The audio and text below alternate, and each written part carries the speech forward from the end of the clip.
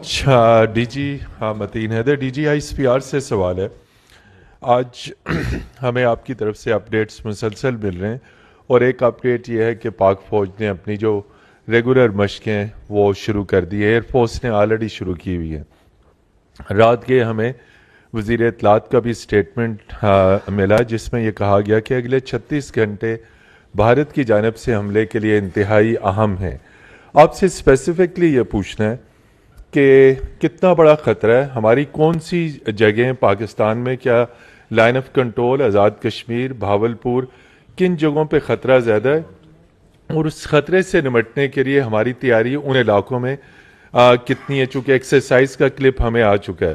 اور deputy P M F M سے سوال ہے, ہمارا جو ڈپلومیٹک سٹاف نیو دلی سے آ رہا تھا ان کے ساتھ واگا بارڈر کے اوپر بہت بدسلوکی کی جا رہی ہے.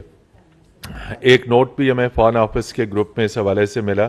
تو یہ بتائیے, یہ بھی انٹرنیشنل لا ویانا کنونشن کی خلاف ورزی ہے جو ڈپلومیٹک سٹاف آ رہا ہے. ہم نے ان کے سٹاف کو بڑے احترام سے بھجوایا لیکن ہمارے سٹاف کے ساتھ بدسلوکی کی جا رہی ہے. تو بس یہ دو سوال ہیں. بہت شکریہ.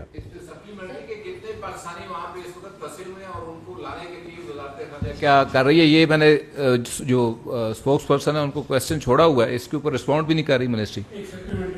میرا خیال 3 ہو گیا, پھر آپ نیا سوال کر لیں. جہاں تک 24 سے 36 گھنٹے کا سوال ہے, یہ it was based on credible intel information, so we thought that it would be appropriate late night it should made public, and that's why the information minister gave this statement. It was in the knowledge of the entire leadership, both civil and military. Number 2, بدسلوکی جہاں تک آپ نے فرمایا, obviously this is very undiplomatic, unwarranted, unacceptable. So we will raise it at all proper forums, including the United Nations, because this is not on. Because we believe that respect dignity of the diplomats, no matter in which country they belong to and where they are moving from to and from, we will take care of this. جہاں تک پاکستان کے پھنسوں کے تعلق ہے, our High Commission in New Delhi is working on that, and we will coordinate.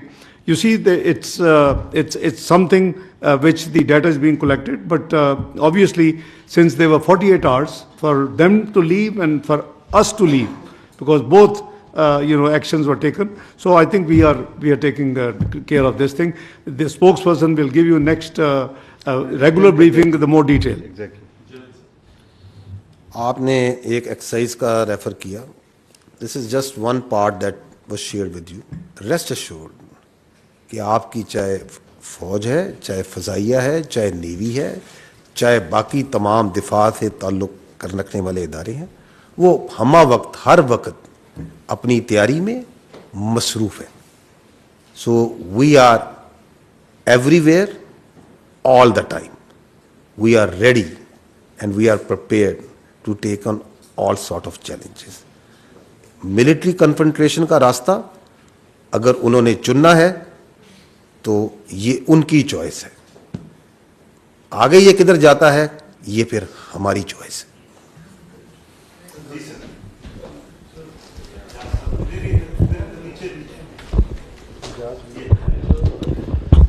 جی, میرا نام اعجاز احمد.